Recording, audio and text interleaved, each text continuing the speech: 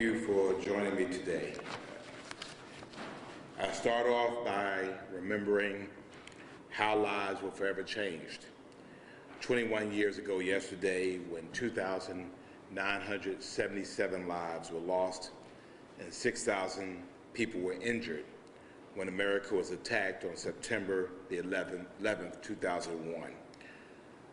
This effectively reconfigured our national security policy.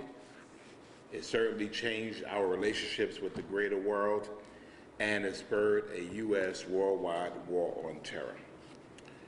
We are forever different because of that day, and we will forever remember the sacrifice, the loss, and the cost of that day. And so we certainly join with the rest of the world in recognizing September 11th, 2001. Also today, by my attire, it's Savannah Day. And so since September the 1st, we have been gearing up for this day. And I'm finally able to welcome and congratulate and wish everyone a very happy Savannah Day. For those of you unaware, I proclaimed Savannah Day last year as our official holiday celebrating the seaport, the 912, Georgia's first city, Georgia's first capital. And we are doing this because it just happens that the good Lord decided to create a day that said 912, and it just worked. And so for us, it was an opportunity to really have locals to reflect on the things that made Savannah special, whether you moved here and you chose Savannah, or whether you were born here and Savannah chose you. We all have the many things that we have that make Savannah very, very special. And so this year, through our wonderful Office of Public Communications, we implemented a social media challenge known as the 12 Days of 912, which started on September the 1st to help celebrate the cultural significance of Georgia's first city. And so over the last 12 days, the response has been absolutely phenomenal. We've seen photos and remembrances and videos from residents and businesses and our partners celebrating our great city and sharing what makes Savannah a great place to live, work, and have a lot of fun.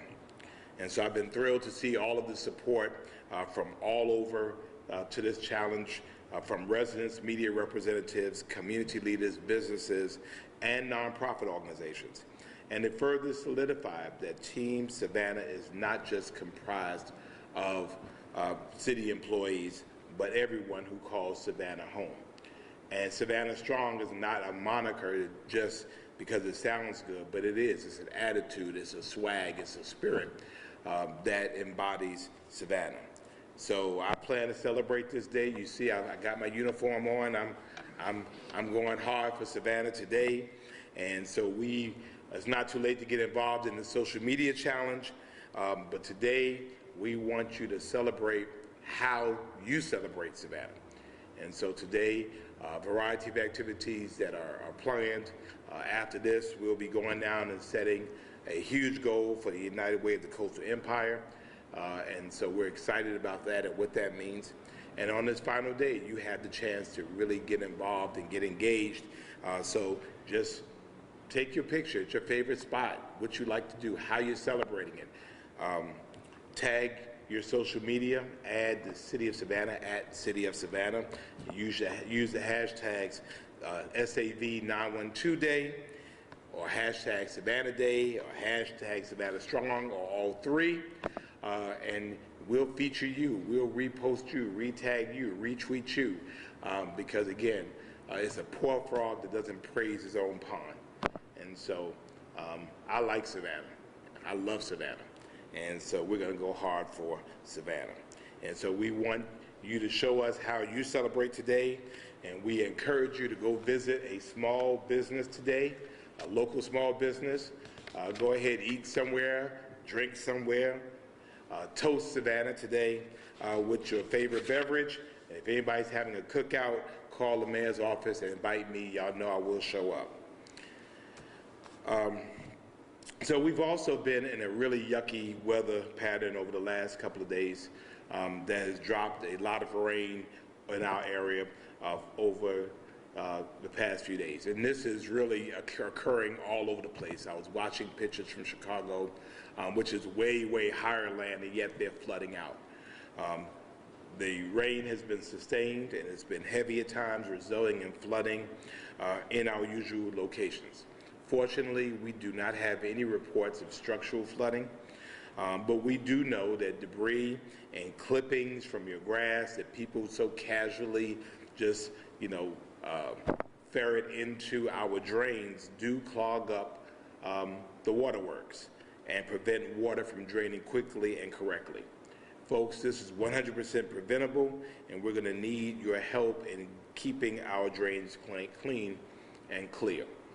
We know that we're in low land.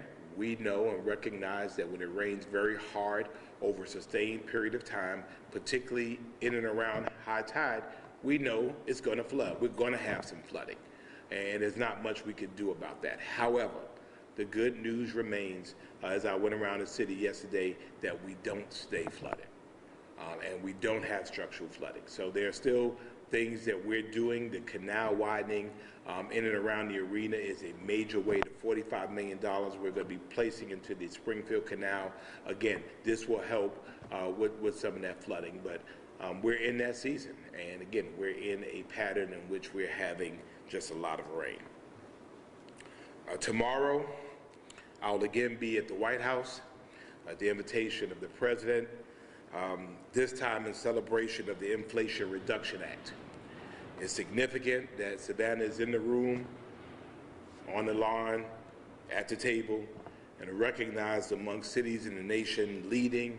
And we are so fortunate to have Savannah's own Senator Raphael Warnock leading the way and keeping Georgia's cities like Savannah on his mind. The Inflation Reduction Act is a significant landmark piece of legislation in U.S. history because it tackles the climate crisis. For those who will say that there's nothing going on with their climate, just stand out this afternoon when it starts raining again. And this also strengthens American security. It lowers energy costs for households and businesses. It creates manufacturing jobs for American workers, and it helps deliver a clean, secure, healthy future for our children and grandchildren. The savings, the jobs, and other benefits provided by this legislation will help communities across Georgia, including Savannah. The Inflation Reduction Act will also make it more affordable for Georgia families to purchase energy-efficient appliances when they need to make repairs around their homes, and save money on their utility bills each month through rebates covering 50% to 100% of the cost of installing new electric appliances, including super efficient heat pumps, water heaters, clothes dryers, stoves, and ovens. And so in Georgia, millions of low and moderate incomes households will be eligible for this rebate. Also rebates for households to make repairs and improvements in single-family and multifamily homes to increase energy efficiency, and we've talked about the importance of weatherization. Tax credits covering 30% of the cost to install solar panels and battery storage systems to make home improvements, to reduce energy leakage and upgrade heating and cooling equipment, and no income limits apply. Tax credits covering 30% of the cost of community solar projects owned by local businesses that sign up families to save on their electric bills, with additional credits of 20% for projects at affordable housing properties and 10% for projects in what's determined as low-income communities. And grants to help state and local governments like Savannah adopt the latest built-in energy codes, which will save the average new homeowner in Georgia 15.1% on utility bills, which could be up to $327 or so annually. So it's exciting. This is the third time in about, 4 or 5 months I've been to the White House, and so it doesn't get old. We know Savannah's on their mind, and so we know we're punching above their weight, and so I'll be there to represent Savannah. Last week, we held our first City Council meeting in September, and during the workshop, we received information and update on housing and community development, which we know is a pertinent issue in our community. We also received an update on impact fees and how using those fees could potentially help fund public facilities. At the start of the meeting, we recognized the period of September the 15th to October the 15th as Hispanic Heritage Month with a proclamation. And so we are, through our whole OLA Task Force, Hispanic Outreach, Leadership, and Advocacy, we're excited to be able to honor and lift up our Hispanic Latino citizens. So you will see, starting on September the 15th, the flags of the Hispanic Latino countries that are represented in Savannah by Savannah residents in our rotundas. So we ask people to come on by and see it. We also had a resolution read that honored the life of police officer Reginald Brannon, who passed away on August the 29th after a tragic accident, and he was relayed to rest on this past Saturday. I want to thank the Savannah Police Department and Team Savannah for doing all they could and making sure that we honored him properly. He's 23 years old, and we certainly still send out our condolences to his mom, dad, his 2 children, and their family.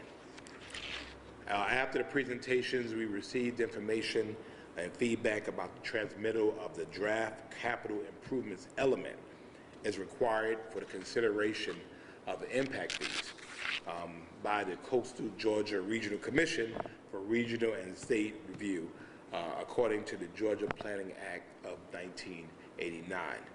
As you know, impact fees were a major council priority during our 2020 visioning session, and Thursday's action was really a huge step in that direction, and we give big thanks to the city manager and his team for helping get us to this point. The council also made game-changing action as it relates to Evergreen Cemetery. I'm sure you remember, and I'm sure all of you have done stories on them. The Evergreen Cemetery, located on ACL Boulevard on the west side of Savannah, is a privately owned cemetery that has fallen into neglect and disrepair for at least a decade. The Evergreen Cemetery serves as the final resting place for many of Savannah's finest citizens. Many graves have been inaccessible for years due to the incapacity and ultimately the death of the owner of the cemetery. We have been to court, we've been back to court, we've been in court, back to court, we've written citations, we've issued fines, and many citizens over the years, neighborhood associations and community groups have stepped up over the years to do cleanups and try to help maintain this cemetery, but these efforts are short-lived because as soon as it rains, as soon as the sun shines, the grass grows back higher than before and the process starts all over again. Over the years, the city of Savannah has also tried to assist, which is difficult because this is private property. In fact, I remember in 2019, we spent about $19,000 of city money just for trying to help clean it up because it was becoming a blighted area. This was a situation that could not be maintained. So I was excited that Thursday we approved a friendly condemnation action not to exceed $143,000 for the property. This is a win-win-win for the families of the loved ones. This is a win for the heirs of the property because we're clearing that title, and it's a win for the city of Savannah. This is a large piece of property, blighted property, that we will be able to bring into compliance. If acquired, the Evergreen Cemetery will become the 6th city-owned cemetery, and as you know, we have an unparalleled staff of cemetery care professionals who will bring quality, equity, and dignity back to Evergreen Cemetery.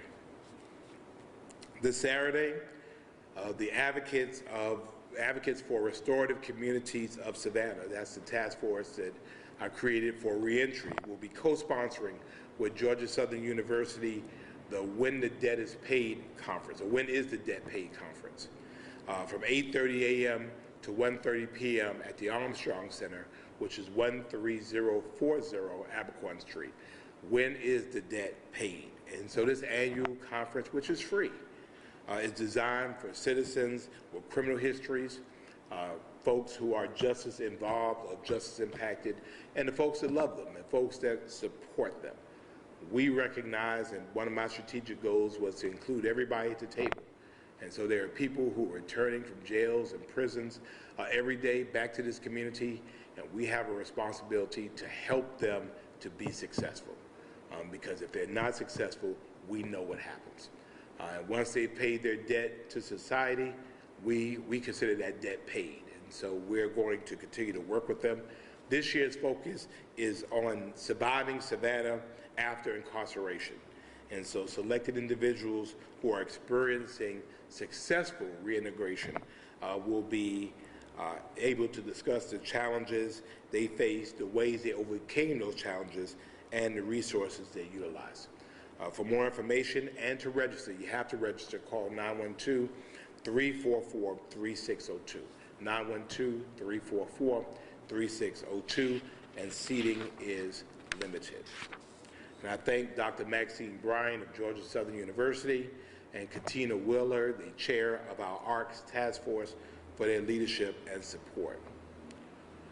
The city's Municipal Archives Department and community partner, the Crusader Club, will host the District 6 Community Memory event at the Crusader Community Center on Friday, September the 30th from 10 a.m. to 4 p.m. And Saturday, October the 1st from 10 a.m. to 2 p.m. And this Savannah Community Memory Project aims to preserve and make accessible histories of communities missing from the city's archives to present really a more inclusive and complete historical narrative of Savannah. There were communities in which they were not always members, were not always a part of the city of Savannah. So this is a way for us to get that history and make it a part of our archives. So by sharing your story with our archives folks, your voice, your images, and your documents will become a part of our collective memory forever. And it's available to all who seek it. And so this event is open to all residents, past and present, of all District 6 neighborhoods. And so make sure you know about that. The Andrew Lowe House Museum is hosting a community day on this Sunday from 12 to 4. And so we're inviting everybody to come out, and this is free of charge. And the Municipal Archives Department has developed 2 new scavenger hunts to help you get out and about. And visit savannahga.gov/educational resources for the scavenger hunt guides, and check out the city's social media pages for more information. We want you to join Keep Savannah Beautiful and the City of Savannah Sanitation Department for its fall community cleanup on Saturday, October the 22nd from 8 a.m. to 1 p.m. The Great Savannah Community Cleanup is a citywide day of service where residents, businesses, and local community organizations come together to beautify and improve the city of Savannah by removing litter and debris from public areas. Residents and organizations are encouraged to sign up by registering online at savannahga.gov/Great Savannah Cleanup, and the deadline to register is Friday, October the 14th. We're already 12 days in September, and there's still enough time for small business owners and aspiring entrepreneurs to sign up for the numerous free business classes offered this month. Our dedicated economic development staff offered multiple free classes every month to make sure that our small businesses have what they need to be able to reach the next level. And so using Google to promote your business is one way to garner more customers.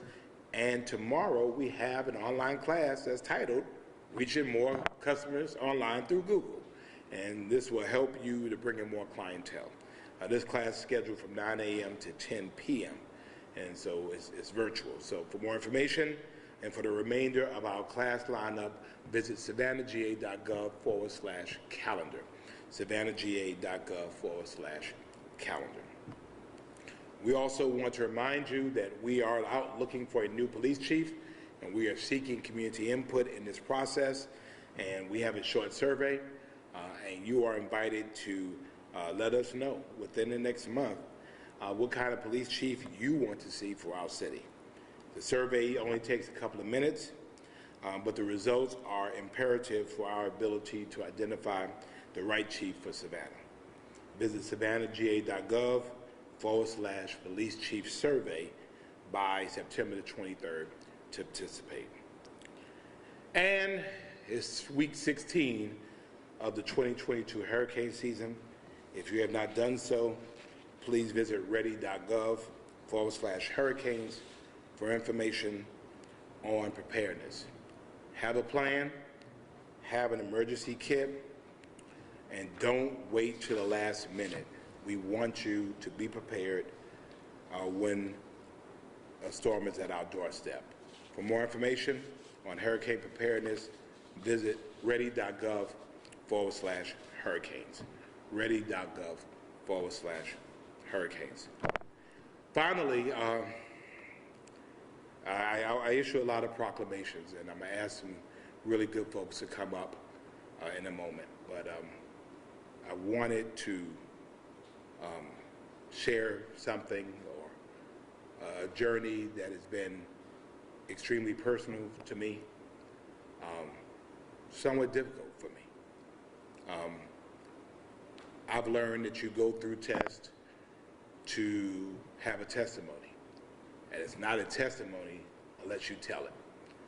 And so my hopes in telling my story will perhaps help someone to have a better story. I go back to January of 2020. I just took the oath to become mayor of our city. Many of you were there. And in March, we find out that we are in a worldwide pandemic. Soon after that, I'm going through my annual physicals. And during my annual physical, an abnormally high PSA was detected. A PSA is called the Prostate Specific Antigen Test. And this is a test, a blood test is used to primarily screen for prostate cancer. PSA is a protein produced by both cancerous and non-cancerous tissue in the prostate. And the prostate is a small gland that sits below the bladder in males. At the time, it's like I really got other things to go on, but I was strongly encouraged to have additional tests, which I did. In the summer, I underwent a biopsy, probably quite unwillingly, but I did. There was just too much other stuff going on. And on August the 3rd, 2020, on my way from home to City Hall, I received a call and heard the words that no one wants to hear. You have cancer. It was an inconvenient time. There's too much going on.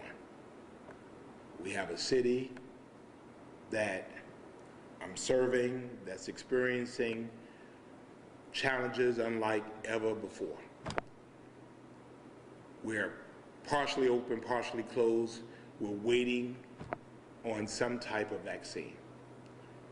We have people who are at home experiencing economic challenges unlike ever before. Personally, my mother was going through some severe medical challenges, and my father. And so my thought would have initially been to go and tell mommy and daddy, because they always make everything all right. But I couldn't do that. And so I had to figure out what I was going to do. I did not meet, or I didn't think I met, the prototype. He's 51 years old. They don't even recommend PSA screening till 55.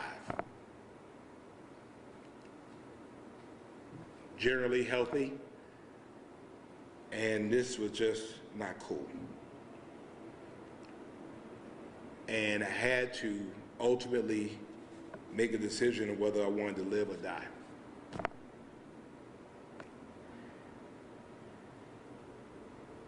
Fortunately, and thank God, because of early detection, because I had the information, because the cancer was still contained within the prostate and had not moved out. Prostate cancer is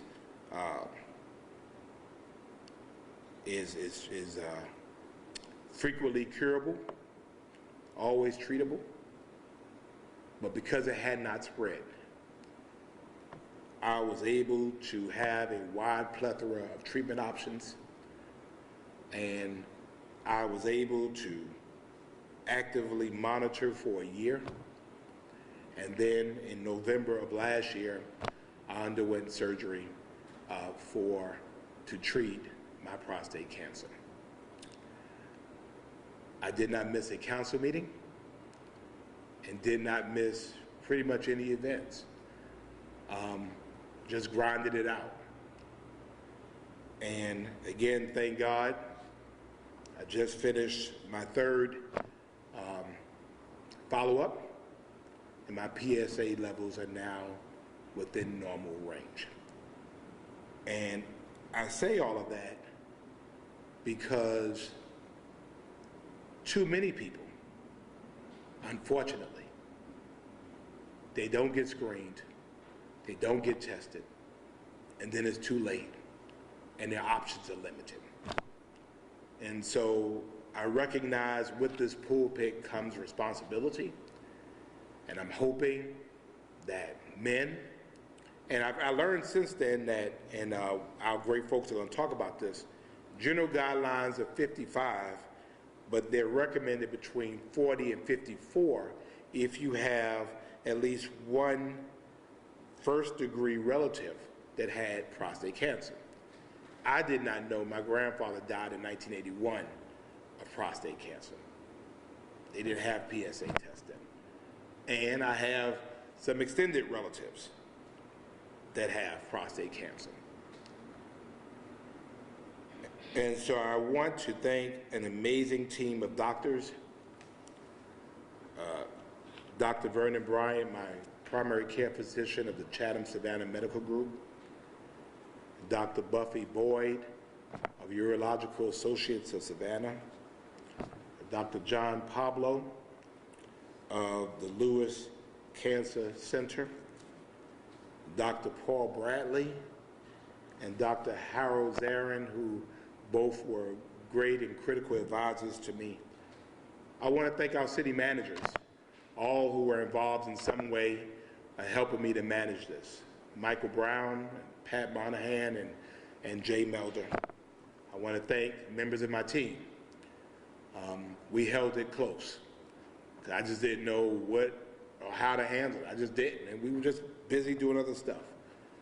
Members of City Council that knew and were very supportive. And I want to thank folks who just prayed for me just because. Prayer works. And so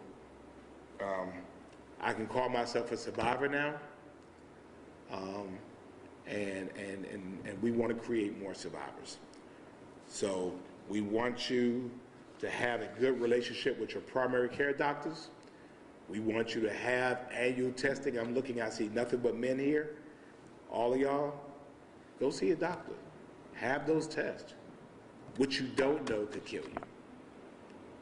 So I want to ask Dr. Rita Livingston King to come up of the South Atlantic Medical Association, and Raymond Fuller Jr. Of the Prostate Health Education Network, Jerry Thomas of the Savannah Prostate Cancer Support Group, and Dr. Jamal Lawrence, who's president of the South Atlantic Medical Association. Come on. Thank you all so much for joining us. And I wanted to, come on around. Read this proclamation presented, and again, they all have some, I'm sure, wisdom to say, but these are the types of folks that you need to be able to have engaged in. We want to save more Savannahans, and I'm committed to doing all I can, wearing blue all this month, because September is Prostate Cancer Awareness Month. So the proclamation reads as follows: whereas prostate cancer is the most diagnosed form of cancer and the second leading cause of cancer-related deaths among men. And whereas this year, approximately 268,490 men will be diagnosed with prostate cancer in the United States alone this year, and roughly 34,500 will die this year from the disease that amounts to one man every 15 minutes. And whereas 1 in 8 men are diagnosed with prostate cancer, African American men are the highest risk for the disease with a rate of 1 in 7 men. African American men are 2.2 times more likely to die from the disease. And whereas education regarding prostate cancer and early detection strategies are critical to saving lives and preventing and protecting our families, and whereas all men are at risk for prostate cancer, we should encourage citizens of Savannah to increase the importance of prostate screenings.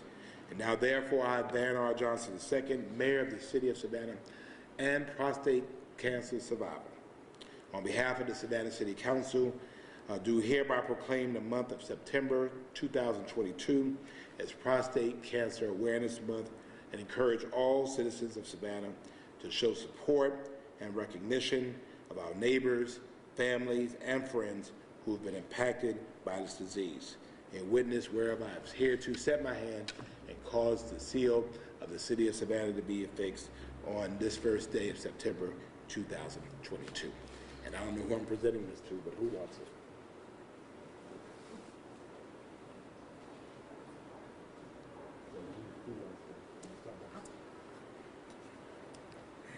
Good morning, Savannah. I am Dr. Rita Livingston King.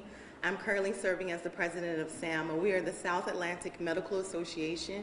We're a group of diverse doctors who represent underrepresented individuals in Savannah, and we just want you to know that we are here for you. In the case of prostate cancer, I want to thank our great mayor for sharing his testimony. It's testimonies like those that raise awareness and allows for individuals to know that they too can go seek out medical information, advice, and recommendations on screening, and also to seek out appropriate medical care. And I will turn it over to my colleague and future president of SAMA. This is Dr. Lawrence.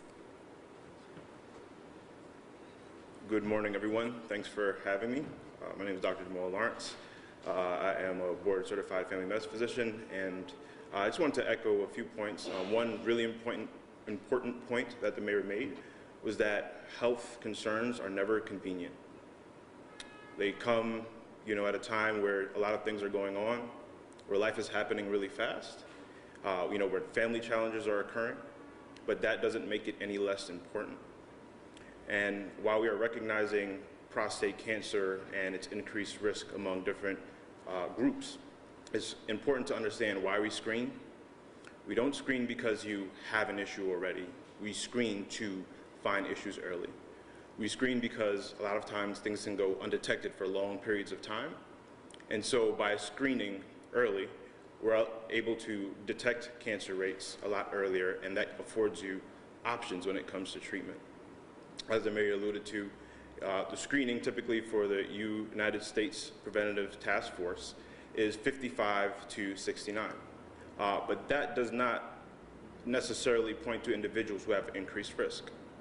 And so that usually is males of older age, as well as African American males, and males with family history of prostate cancer, typically first-degree relatives. And so when you have these risk factors, it would move you to screen potentially earlier. Prostate cancer is recommended in terms of shared decision making. So it's a decision that you come to a conclusion with your primary care physician to decide whether you are, one, at increased risk, and then two, what modes of screening you want to pursue. In addition to the PSA, there's also a digital rectal exam. That's the famed exam that most men are scared to go into the doctor for. Painless exam usually lasts less than 5 seconds, and that's just one additional tool, one additional tool to help screen. And so when you do that exam as well as getting the PSA, that helps guide therapy in the future. Depending on your levels, it will recommend further screening, whether you're going every year, every 2 years, and what the next steps will be. So I'll just leave you with the point that it's important to get screened, even when you don't feel like anything is going wrong. It's important to get screened when you have risk factors that elevate your risk, and that when you are screened, making sure that you're staying on top of your health, whether it's convenient or not. Thank you. I'm Jerry Thomas. I'm the local leader of the Zero Us 2 Prostate Cancer Support Group for Savannah, Hilton Head. And along with the mayor and Ray, I'm fortunate enough to be a survivor. Savannah has a lot of excellent healthcare professionals and facilities that can take care of this problem, but it doesn't do a bit of good unless you get screened. So I encourage everybody out there, and mothers, wives, daughters, encourage the males in your lives to get screened. Thank you. Good morning, everybody. My name is Raymond Fuller, and I just recently moved back here from Massachusetts. I'm a 14-year survivor, and after being diagnosed with prostate cancer, I joined an advocacy group by the name of FIN, Prostate Health Education Network, where I became ambassador for trying to get men to get screened for prostate cancer, which isn't an easy job because men don't typically like to get screened for various reasons. My job is to try and get them out of that mode, to get screened, to save lives. So I just want to thank the mayor. I can't say too much more because everything has been said for men to get screened. It's very important, and it's important to me, and I'm pretty sure it's important to the mayor. Thank you all so much. So we're challenging every man in Savannah that falls within that age range to go ahead and get screened. We want to overwhelm our health system with tests. If you fall within that range, go ahead and get tested. I mean, hopefully it's nothing, but at least you know. And again, as said earlier, we know that women have a lot of influence on the men that they love. And so, young ladies, ask your daddy to get screened. Wives, ask your husbands to get screened. Girlfriends, ask your boo to get screened. That is how we help create a healthier community. So this month, that's going to be my focus, to be able to ask every man that falls within that range with those risk factors to get screened. So if there are any questions for them, we'll take those, and then I'll take a few questions based on all the other stuff I talked about. I know we unpacked a lot today. Any questions about prostate cancer? And we need your help to help us push this. We need your help. So, any questions? I have two on prostate cancer. First of all, and the mayor can speak to this and you all as well, were there symptoms, or was this just part of the routine testing? I had no symptoms. No symptoms. No symptoms. Are there symptoms. symptoms that the person can pull out? Unless you wait too late. If you wait too late, No, go ahead. if you wait too late, you will develop symptoms like pain in your bones, that sort of thing. But early on, no. That's exactly right, and that was the point that we're making when it comes to screening. And so screening typically detects things that are asymptomatic, meaning you're not experiencing any urinary issues, you're not going to the bathroom frequently, you're not waking up at nighttime with frequent urination, you're not having any pain. But if you wait long enough, prostate cancer typically is slow growing, but the ones that are malignant are quick growing. Those are the ones that spread to lymph nodes, and that's when you get bone pain and other symptoms. I know that this does not apply for the mayor, but there are other people who have been told by doctors that their sexuality might put them at more risk than who have anal sex with other men. Is that a risk factor as well? Not that I've seen from looking on the CDC guidelines. The risk factors that we typically want to increase rates of screening are going to be African American, males of elderly age, and first-degree relatives. Any other questions for these great folks? Yeah, Ben, kind of something that was alluded to by a second ago, is that dreaded test. What were your thoughts about that test beforehand, and how does it change after the survivor? Well, the dreaded test, I got that every year anyway. That's, Dr. Brian and I, we are not friends.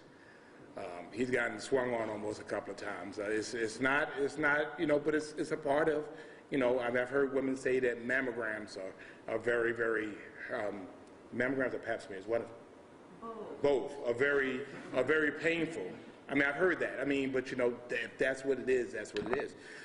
So, I've had those every year as of late, and it wasn't a problem. And it actually, even that test didn't show anything. It was just the blood test. When I got all my, everything from cholesterol to glucose to protein and all these other things, and the thing that was high was the PSA. It was like, okay, so I believe it was like 0 to 4, and I think I started off and I was at a 7, and so it was like, okay, maybe it's a blip, and I'm like, all right, whatever. And then it was like, well, no, you probably really need to go get it checked out. And so we took another one. I said, no, I probably had too much to drink that day, and I took another one, and it was still the same thing. And then it even rose slightly. So, then the biopsy actually, performed it. But it was in stage 1. The whatever called a Gleason score, whatever it was again in the very, very early stages. And so I had earlier, because I had a bunch of options. Obviously, the longer you wait, the less options you have. So what kind of impact do you hope proclaiming prostate cancer awareness month in the city will have? I want to see men go and get tested. Hopefully there's nothing, but if it is, that they're able to do like I have and have the ability to have options. The goal is to have options. And again, there were things that I could have done, things I chose to do, but I had the full variety of it because it was caught early. Again, the longer you wait, the less options you have.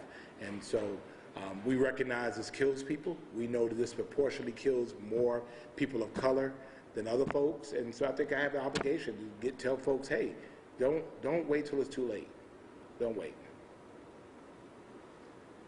To that point, Mr. Mayor, reaching those communities, people of color in Savannah, what are the challenges there? And this may be for the doctors and advocates up here as well, reaching those communities and breaking down those barriers to where it becomes an okay topic to address and an okay path to take. I'll just say that there certainly are challenges. Those a lot of us know some things about, including being underrepresented, not being able to see providers that look like us, talk like us, maybe feeling like we're not going to be understood. Also, there's the stigma, there's the fears. All of those things have to be dismissed. So first, we do have to conquer and get over some of those challenges before we can even be heard. So that is the goal of many providers, and like I said, especially those providers who are associated with SAMA. We are here to serve all individuals in Savannah and surrounding areas, but we especially place emphasis on those who are underrepresented and who don't always seek out the care that they need and don't always get the care that they need. We too are here to recognize risks, early risks, and to encourage and recommend screenings and when they're needed earlier. Okay, so that's really important that we continue to emphasize that. For some individuals, those screenings are needed earlier. So we're here to encourage those. And that is a great question. And we hope that this helps. We hope that as individuals hear the mayor's stories, and there are plenty of stories out there, that people, men, as well as those women who support men, will continue to seek out the information that they need and get help. And I've been black all my life. And I run in a lot of circles. And so again, I had to weigh the benefit of my privacy as opposed to the greater good. And so hopefully using my platform on a health issue, it's had nothing to do with the city, but hopefully this helps at least some folks to go ahead and do that. And so as you know, I could be quite persistent, and so I plan to pound this issue and really encourage men that this is a perfect time to do so. Any other questions for them? All right. Thank you all so much. Thank you, thank you, thank you. Thanks for your support. And please seek them out during this month. All of them, as you see, are quite articulate. Questions on other stuff. And thank you for allowing me the opportunity to be a little bit vulnerable for a minute. I'm back. Any questions about other stuff? Yes, sir. Any questions on other stuff? I have one. So what kind of... Go. Mr. Mayor, you talked about Savannah, this being Savannah Day and 9/12.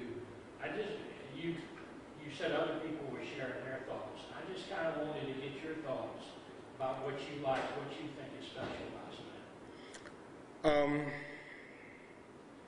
I was in New York last week with the mayor of New York, friends from the same neighborhood, and we were talking about that. I chose Savannah. Savannah chose my grandmother and my father. I love Savannah because Savannah is pregnant with potential. Savannah has some of the most amazing people I have ever met, and I've been all over the world. Savannah has a charm to it that just draws you in. I've lived in New York. I know what the rat race is like. I've been on the subway. I've walked down the streets where people may or may not make eye contact with you. Here, people turn around, they speak. They speak, and they care. And I've seen the other day, somebody, person there, the person was lost, and they walked them around the corner to show them where to go.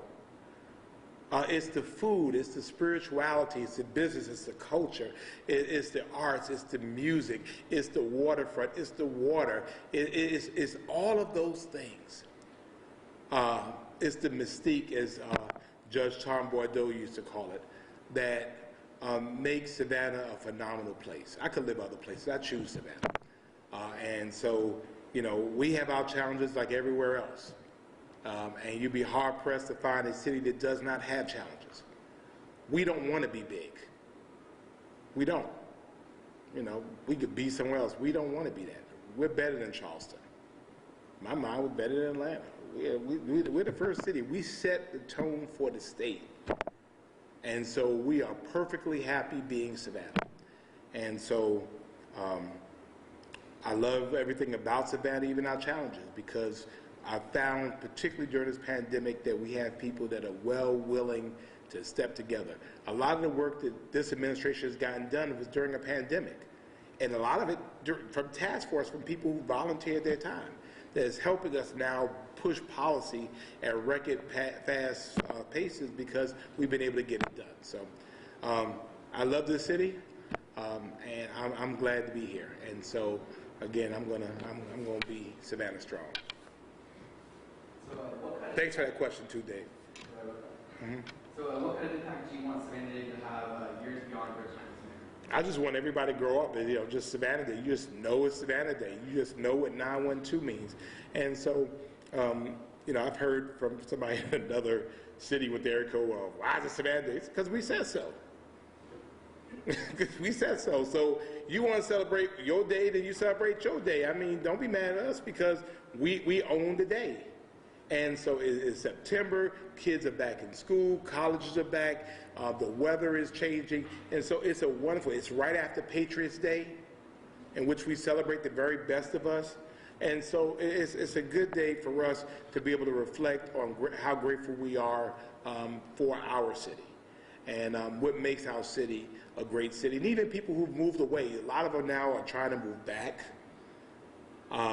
You know, we just live in a great city, and so I want little kids to embody it, and well after I'm gone from the scene, they're just celebrating 912 Day, because it's 9/1 Deuce, baby.